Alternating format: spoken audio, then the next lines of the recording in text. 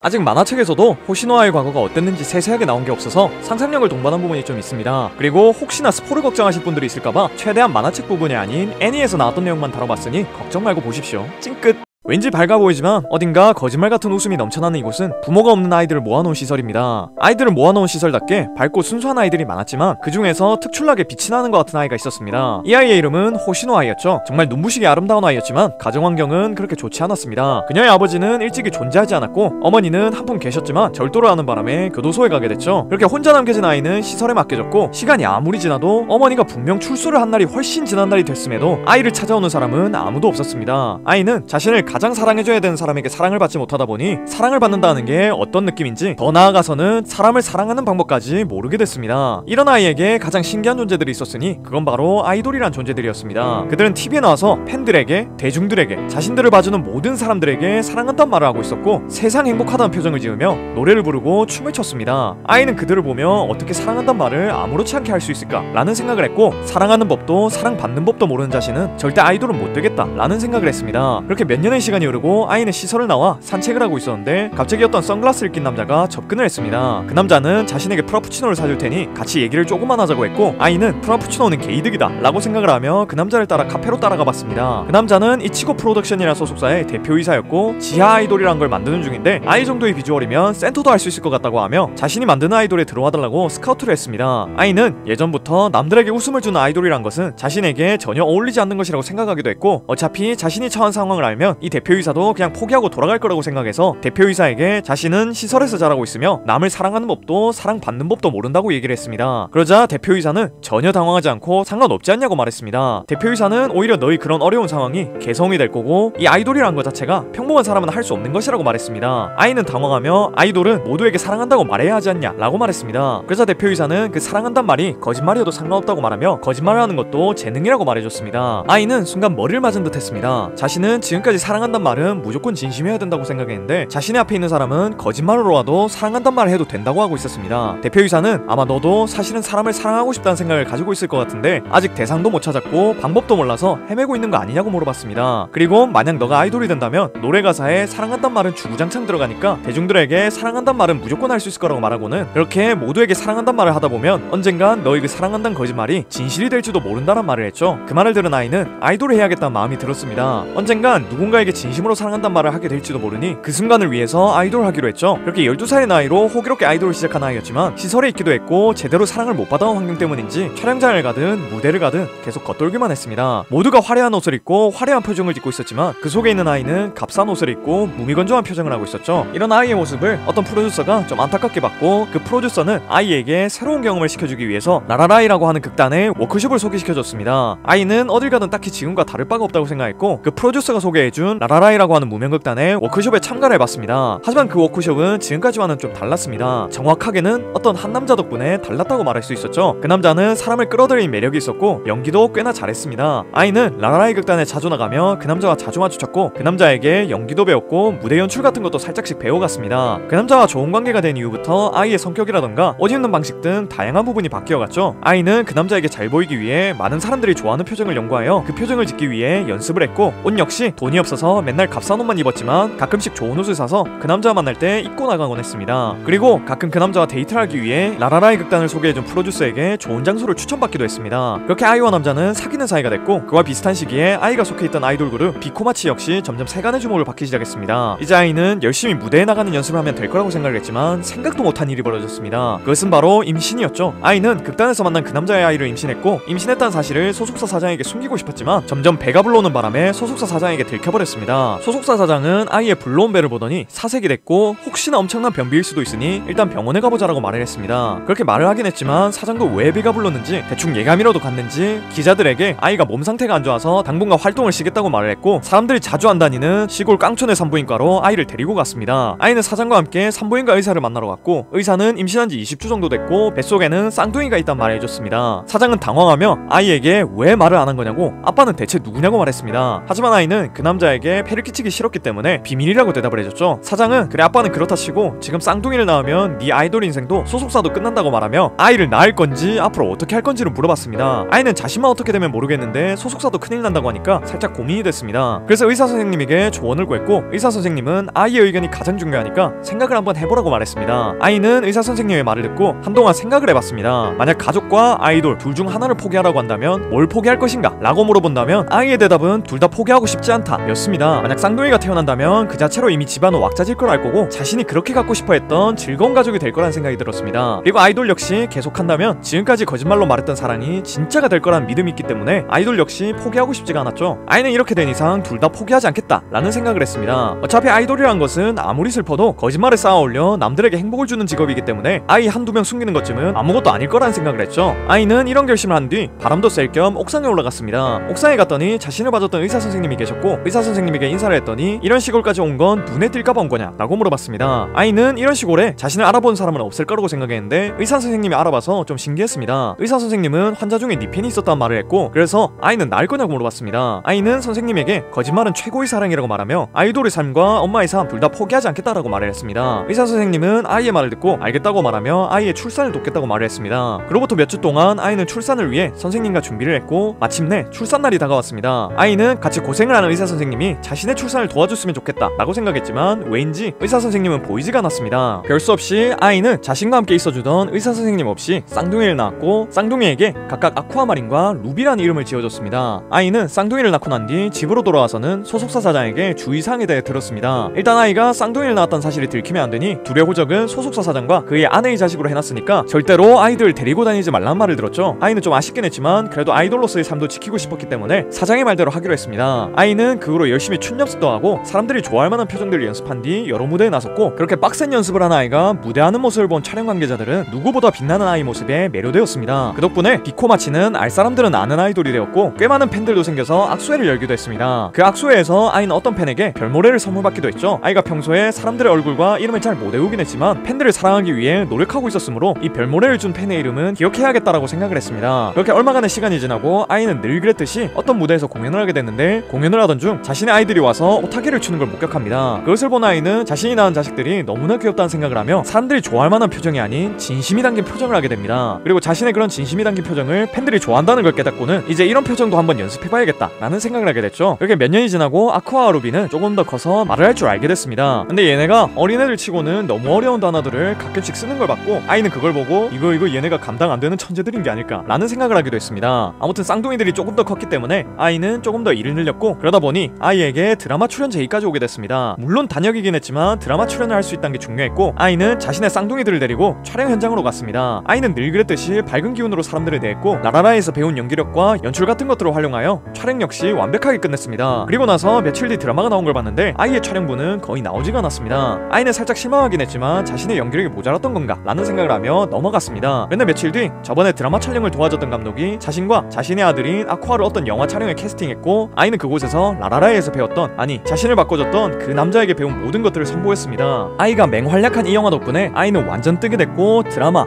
예능 등 여러 촬영에 참여하게 됐습니다. 이런 아이의 활약 덕분에 비코마치까지 뜨게 됐고 점점 비코마치를 대접해주는 사람 또한 늘어났습니다. 하지만 비코마치의 멤버들 중에 아이가 가장 눈에 띄었기 때문에 다른 멤버들이 차별받는 일도 조금은 있었죠. 이런 대우 때문에 멤버들이 아이를 질투했던 적도 있었습니다. 아이 역시 멤버들이 자신을 질투하는 걸 알고 있었지만 그래도 아이는 자신의 예전 핸드폰 비밀번호를 멤버들의 성으로 해놨을 정도로 자신의 멤버들을 좋아했습니다. 그렇게 바쁜 삶을 살아가던 아이는 어느새 자신의 쌍둥이들이 유치원에 간다는 사실을 알게 됐습니다. 쌍둥이들이 유치원복 입은 걸 보고 언젠간 얘네가 초등학교도 가고 중학교도 가고 고등학교까지 가게 될 텐데 그렇게 되면 자신이 창간 수업을 가게 되지 않을까 라는 생각도 해봤습니다. 그렇게 되면 아마 부모님들 중에서 자신이 가장 어리기 때문에 주목받지 않을까 라는 생각도 했죠. 아무튼 유치원에 간 루비는 재롱잔치를 준비하는지 춤을 연습하는 것 같았습니다. 근데 뭔가 루비는 춤을 출 때마다 계속 넘어졌고 아이는 루비가 넘어질 준비를 하고 춤을 춘다는 느낌을 받았습니다. 그래서 루비에게 엄마를 믿고 춤을 춰보라고 하며 자신감을 불어넣어줬고 그렇게 연습한 결과 루비는 재롱잔치 날에 완벽한 춤을 보여줬습니다. 아이는 루비의 춤을 보고 나니 루비가 커서 아이돌이 되지 않을까 라는 생각을 했고 생각해보면 몇 년 전에 아쿠아가 연기를 꽤 잘하는 것도 봤으니 아쿠아는 배우가 되지 않을까 라는 생각도 들었습니다. 이렇게 되면 가족 모두 TV에 나올 수도 있다는 생각에 아이는 좀 기뻐졌죠. 그러던 어느 날 아이는 아쿠아와 루비가 하는 말을 우연히 듣게 되는데 둘은 아빠가 누굴까? 라는 말을 하고 있었습니다. 루비는 아빠 따윈 없고 엄마 혼자서 우리를 낳았을 거다 라는 궤변을 하고 있었죠. 아이는 이대로는 안 되겠다 싶어서 오래전에 연락을 끊은 그 남자에게 한번 쌍둥이들을 보러 와라 라고 말해야겠다고 생각을 했고 남몰래 공중전화에 가서 쌍둥이들의 아빠 되는 사람에게 전화해가지고는 주소를 알려주며 한번 보러 오라고 말했습니다. 아무튼 이런 일들도 있었고 아이의 아이돌 생활은 순조롭게 흘러가는 중이었습니다. 아이의 팔로워는 100만 명이 넘었고 아이돌 그룹 비코마치는 드디어 성공한 아이돌만 할 수 있다는 돔 공연장에서 공연할 날짜를 잡게 됐죠. 소속사 사장과 그의 부인 그리고 아이까지 이렇게 성공했다는 사실을 기뻐하며 파티를 열었고 아이 역시 기뻐하는 척을 했습니다. 아이는 지금까지 계속 팬들을 사랑하는 척 거짓말을 했고 남들의 분위기에 맞춰서 기뻐하는 척 거짓말도 해봤고 지금도 다들 기뻐하고 있으니 기뻐하는 척 거짓말을 하고 있었죠. 사실 언젠가부터 아이는 이제 뭐가 진심이고 뭐가 거짓말인지 모르게 됐습니다. 그래서 만약 자신이 낳은 아이들에게도 사랑한단 말을 했을 때 그것이 거짓말이라는 사실을 깨닫게 되면 너무나 무섭고 슬플까봐 단 한 번도 아이들에게 사랑한단 말도 못하고 있었죠. 그래도 언젠간 이런 거짓말들이 진실이 될 수도 있으니 자신의 거짓말은 사랑이라고 믿으며 살아가고 있었습니다. 그렇게 시간이 흘러 비코마치의 돔 공연 날에 아침이 왔습니다. 근데 아침부터 누군가가 아이의 집으로 찾아왔고 아이는 누군가 싶어서 나가봤더니 자신의 팬이 아이를 거짓말쟁이라고 말하며 칼로 배를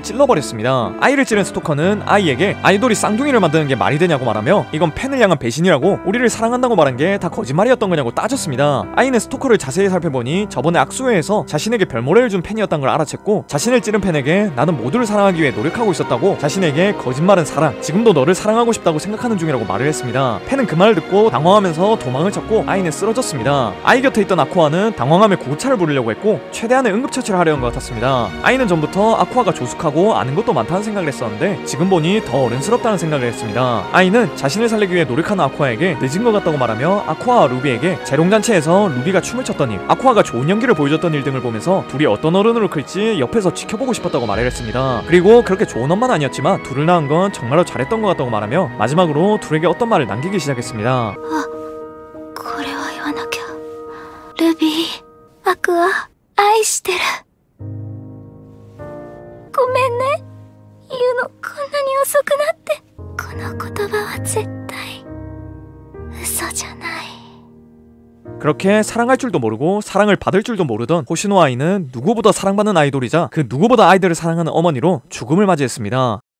요즘 최애 아이에 빠져 있어가지고 이걸로 영상을 만들고 싶다는 생각을 했는데 아이의 생애를 시간 순서대로 만들어보면 어떨까 라는 생각이 들어서 한번 영상으로 만들어봤습니다. 제가 최애 아이 잃어보면서 좀 슬펐었는데 이렇게 아이의 일생으로 다시 영상을 만들어보니 다시 슬퍼졌네요. 그리고 이게 최애 아이가 아직 완결이 안 나서 상상으로 이어붙인 것도 있고 만화책을 보지 않은 분들이 있을 것 같아서 스포도 최대한 줄인 것 때문에 좀 어색한 부분이 있을 것 같으니 여러분들의 넓은 이해심이 좀 많이 필요할 것 같습니다. 아무튼 오늘도 이런 영상 봐주셔서 너무 고맙고 전 더 재밌는 영상으로 돌아오겠습니다. 그럼 다음 시간에 만나요.